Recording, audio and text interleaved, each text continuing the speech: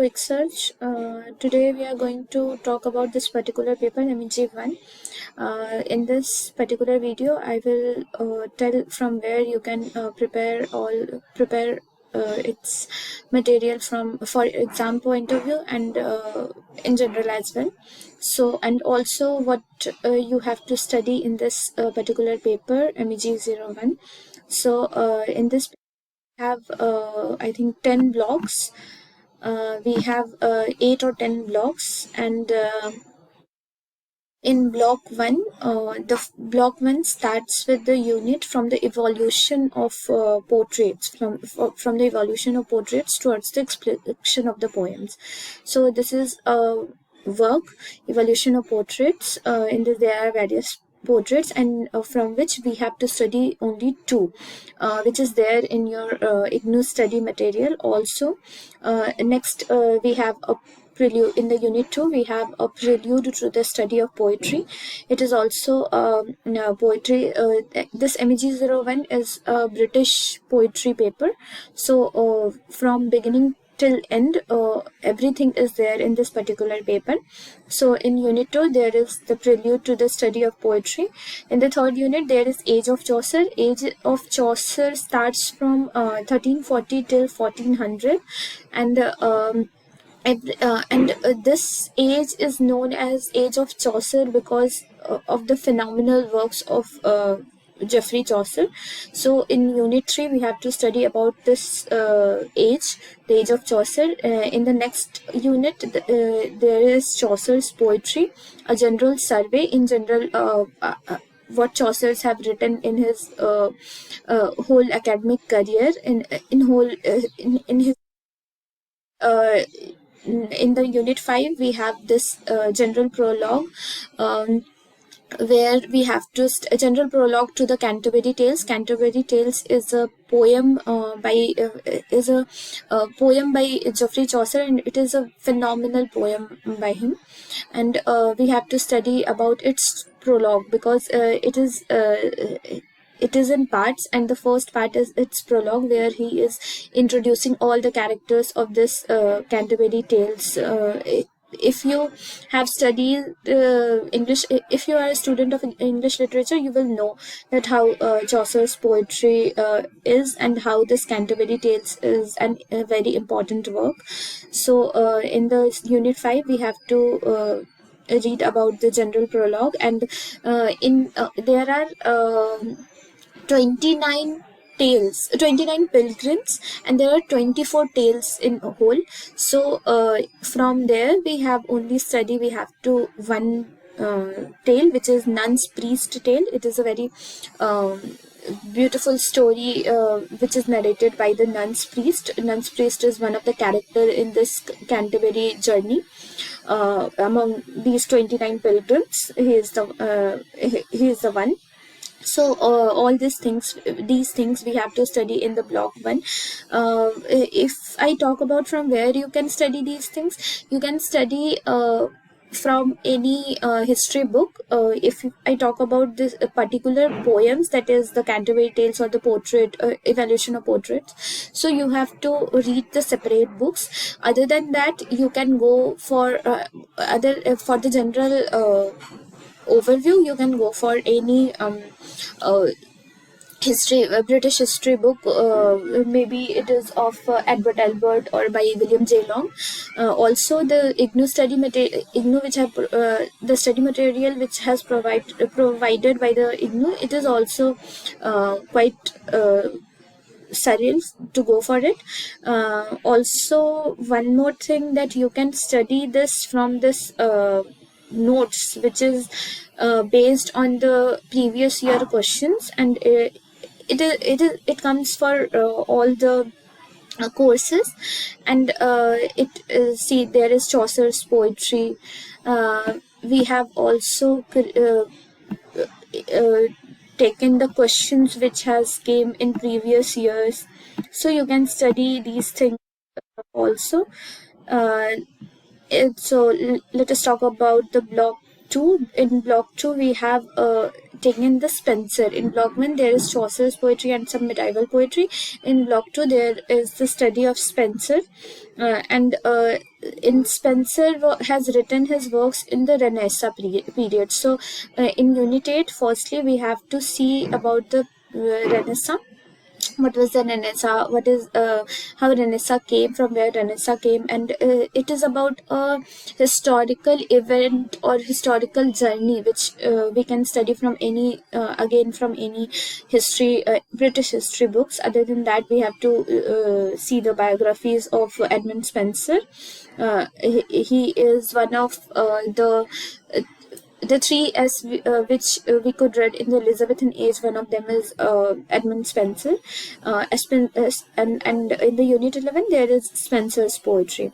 In block 3 we have metaphysical. All these things, as I have already told you, all these things are available in this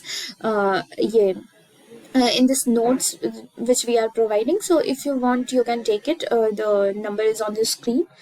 In block 3 we have this metaphysical poets. Metaphysical poets was a group of poets who used to write their poetry in such a manner that they have used the far-fetched imagery in their poetry. And one more thing about metaphysical poets, that they were not famous during the 17th century. They became famous much later. The one of the essay which was written by T.S. Eliot, which made them famous more than they were actually famous in their age, that is the 17th century. So in metaphysical poets we have Donne and George Herbert, John Donne and George Herbert. In Unit 12 we have to study the poetry and the society in the 17th century. As I have already told so many times, that for reading a text in literature, you have to know about the background, about the era, about the century. So similarly, in this point there is Unit 12 in which we have to study the poetry and society in the 17th century. In the next unit there is John Donne's portrait of man in his thematic and technical innovation in the textual study of four love poems. The four love poems which was written by John Donne, we have to study about that. Next, in the John Donne is the representative of metaphysical poetry. So there is so much concern about John Donne, and there is um, um, in Unit 14 again there is John Donne, in which we have to explore the poems of love and faith of John Donne. In the next unit we have George Herbert, a study of poems. In the next there we have Andrew Marvell, in which we have to study his poems, Andrew Marvell's poems. In now we have block 4. Block 4 we have to study about Milton, where we will study the late Renaissance period.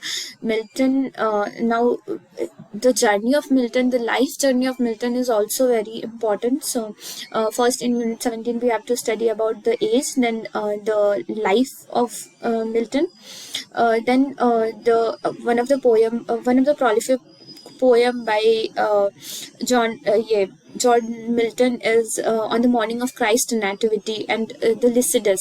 So these two poems we have to study in Unit 20. And Unit 21 there are two comparative poems, that is El Alligero and Tu Pensero.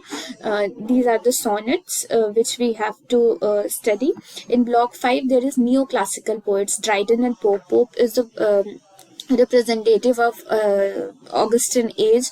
So we have to study, and Dryden is also famous for his works. So in Unit 22 there is Age of Dryden. In Unit 23 there is John Dryden, about John Dryden. And in Unit 24 there is Macflecknoe, which is a poem by John Dryden. In next 25, 26, in the Unit 25 and 26 we have to study about Pope, about Pope's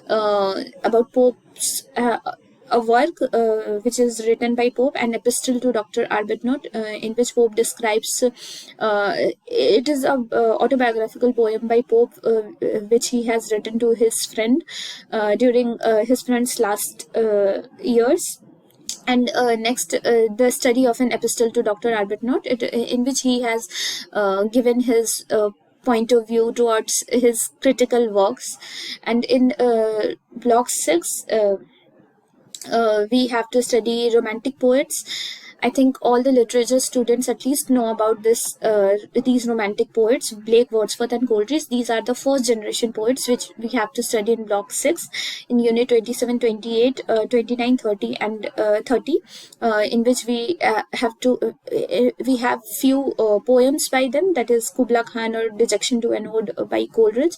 And other than that, we have to in general study William Blake, William Wordsworth, and S.T. Coleridge.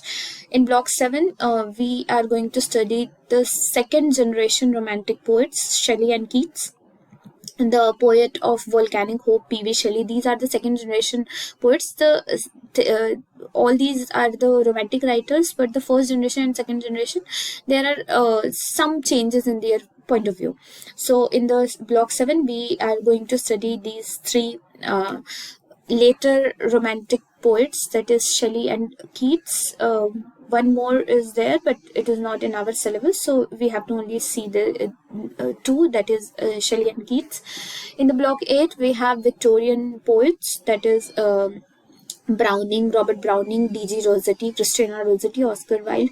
One thing we have to see here, that D.G. Rossetti and Christina Rossetti belongs to a group that is pre-Raphaelite poets, and Browning and Oscar Wilde are representative of these Victorian age, where they are representing the Victorian age in whole, that how this age was. They are representing the picture of this Victorian age. Other than that, Browning is also known for his dramatic monologue. It is a type of poetry which came into being in Victorian age.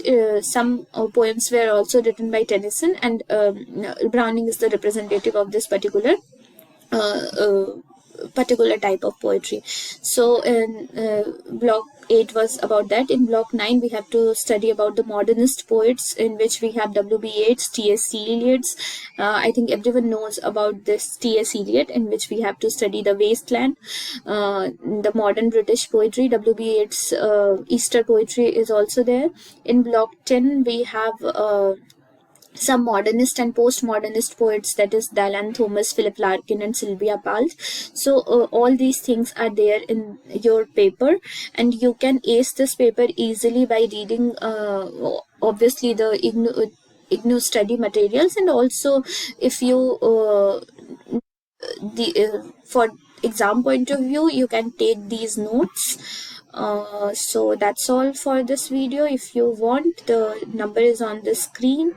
You can call and talk about it. Everything is there in the notes.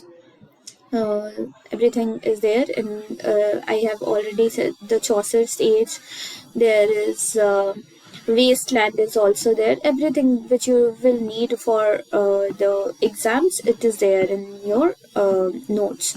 So if you want notes, you can study from there. Other than that, if you don't want to spend money, or you can ace this paper also through the IGNOU study material, and or other books like Edward Albert, William J. Long, and particularly by studying the poems of all. So that's all for today. Thank you.